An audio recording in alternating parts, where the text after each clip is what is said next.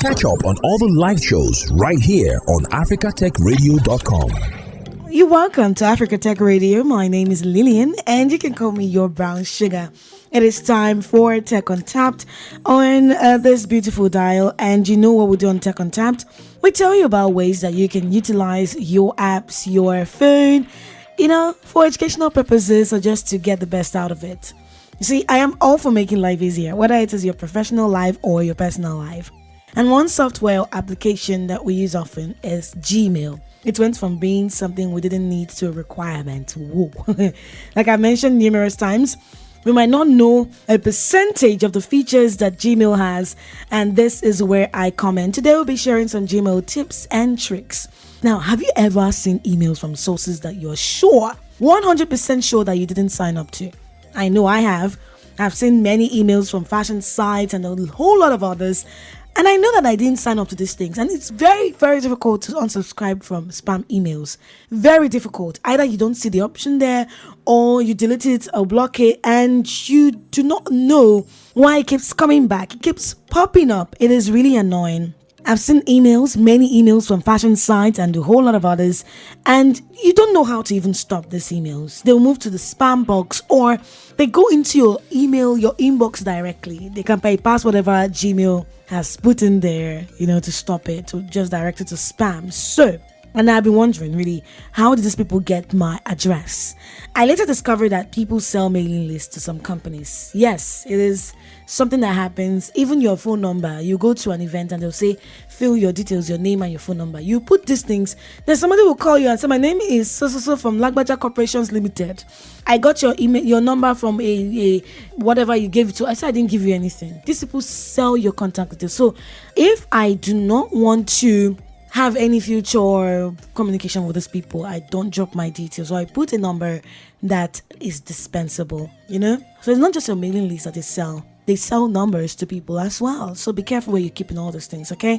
Now, you're wondering, how did you get my email address? How are you sending me all these things? I didn't apply. I didn't sign up to your website. So how are you getting these things? It is that legit site, that particular site that you accessed that might have sold it. So if you want to filter the sites, it would have to start from the sign up time. You're signing up on a new site and you're asked to provide your email address. Before I knew of this information, this tip, I created 2 Gmail addresses. One was for my serious stuff, applications, grants, whatever it is I'm applying for. Serious stuff. So when I'm seeing a notification from that email address, I am excited. Oh, something nice is coming my way. The other is for signing up to this and signing up to that, right? But now I don't even need to have 2. But in case you just want it to be separated, it is perfect. Now, these 2 are different from my work email, which is just for work stuff, of course. And on the general one, nothing related to banking is on this. Nothing. Now, if you have a Gmail account, you can create practically infinite Gmail addresses by adding a plus sign after your name, but before the @ sign. Let's say I want to open a Gmail account. I've opened the Gmail account, and the Gmail account is brownsugar@gmail.com.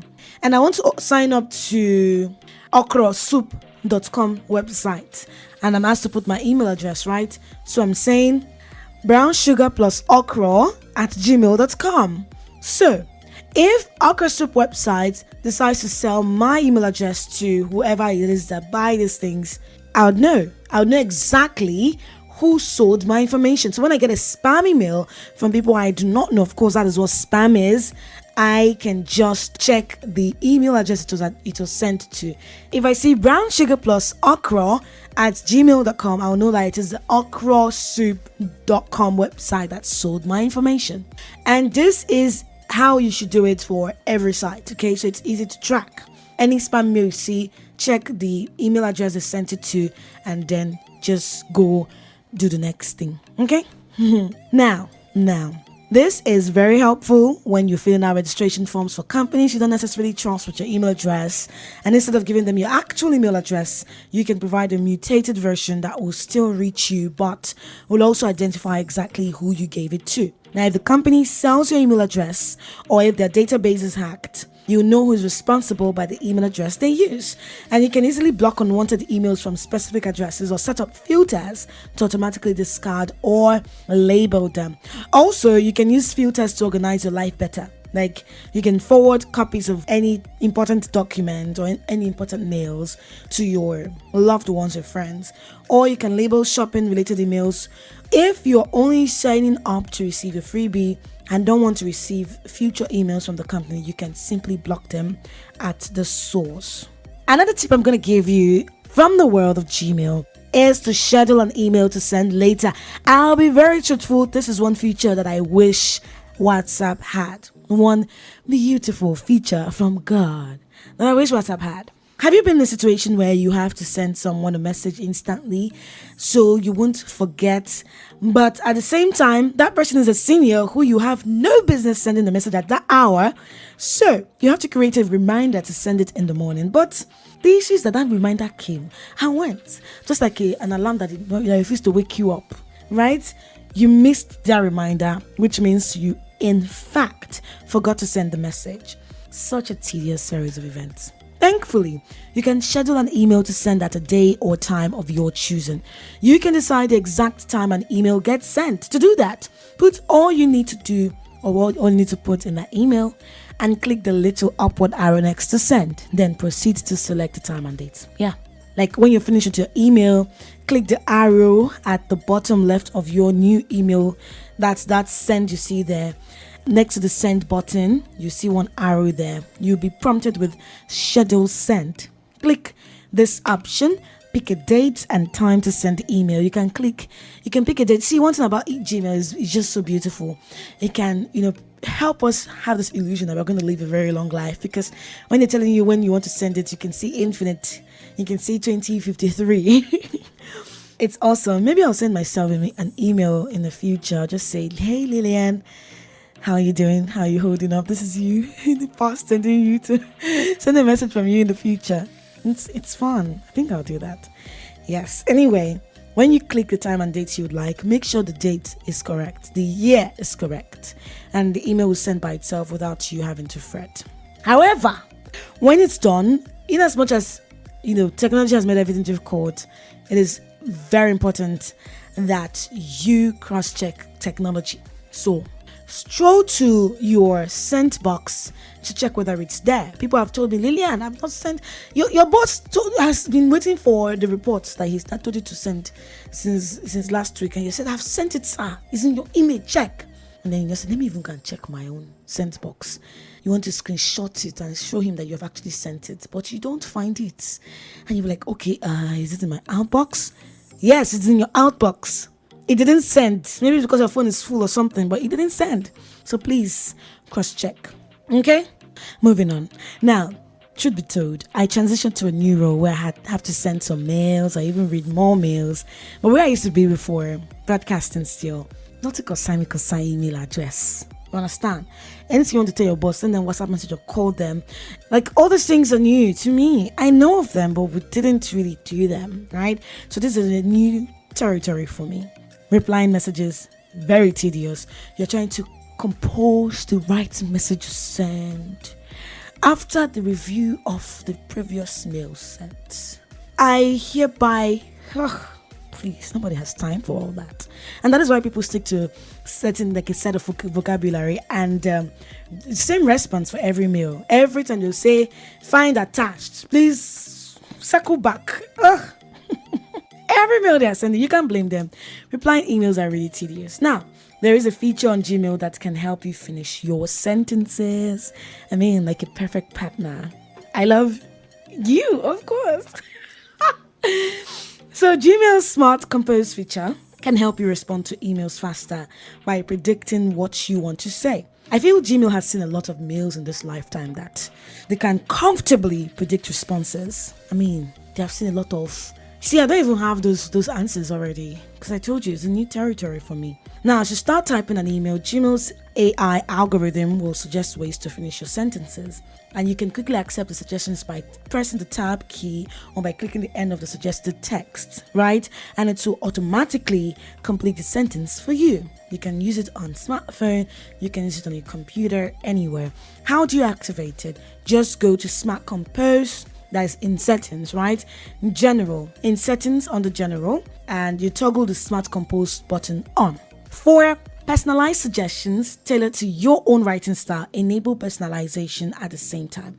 You can also give feedback to help Smart Compose learn your preferences and your writing habits so that it can be tailored to you and not just, generic. So just click on the More Options button at the bottom of your email toolbar next to the thrash icon and select Smart Compose Feedback. Simple as ABC. You're welcome. Now let's move on to the next one, which is for you to unsend an email. You are sending an official email to the boss, and then you realize that, oh my gosh, that resignation letter that I copied online to modify and use as my resignation letter when I'm ready, because you are looking to sign in that document that they have sent you from your new company. You don't even know whether you have gotten the job, or you have already said, editing and copying resignation letters, right? So you copied it to your clipboard and you forgot that it was there. Then instead of sending the monthly report, you're pasting resignation letter there. Now you're panicking because you have sent the wrong thing. Well, Gmail now has the option to recall a sent message for up to 30 seconds after you've sent it. So you have a 30 seconds window to unsend that mail. To set this up, go to the settings icon in the top right hand corner of your Gmail homepage.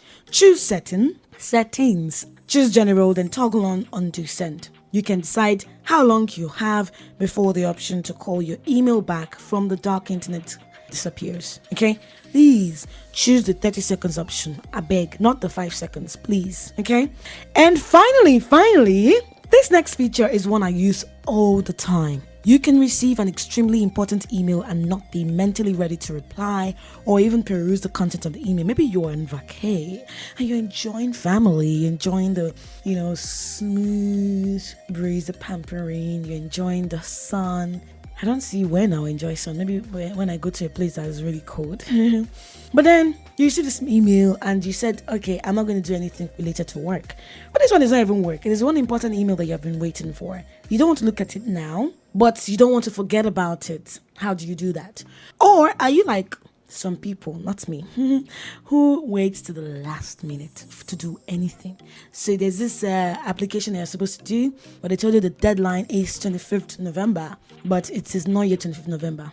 You want to work on it on the 24th of November so that you can start writing all the S's and everything. And they sent you the email on the 1st of November. So you snooze it, really, so that it can appear again on your inbox and you can just remember what it is, right? So Gmail's snooze feature is what you should use. When you activate this, you can temporarily remove emails from your inbox and have them reappear at a time that is more convenient for you. To snooze an email, all you have to do is hover over the message in your main Gmail screen and click the clock icon located on the far right. You can choose to snooze the email for a day, a week, a month, or even years. Like I said, Gmail anticipates long life for us, and I'm so happy about that, really. The email will then reappear in your inbox when you're ready to respond. Also, there's a designated label for snoozed emails located on the left side of your inbox in case you need to locate them sooner. If you're using your phone, you cannot hover the message, right? Just open the message. Don't worry. There's no blue tick. It's not WhatsApp that will tell you that this person has read it, right? So when you open the message, you check the top right corner. There's 3 dots. Click on that 3 dots and you see snooze there. Just set it to the time you want. If you're worried about forgetting to respond to important emails, you can also drag the email from the Gmail inbox directly to your tasks tab on the right-hand panel of your screen. This will create an email reminder in your to-do list with a link directly to the message in question. Now, when you integrate these emails to your to-do list, it can be an effective way to remember to respond to them.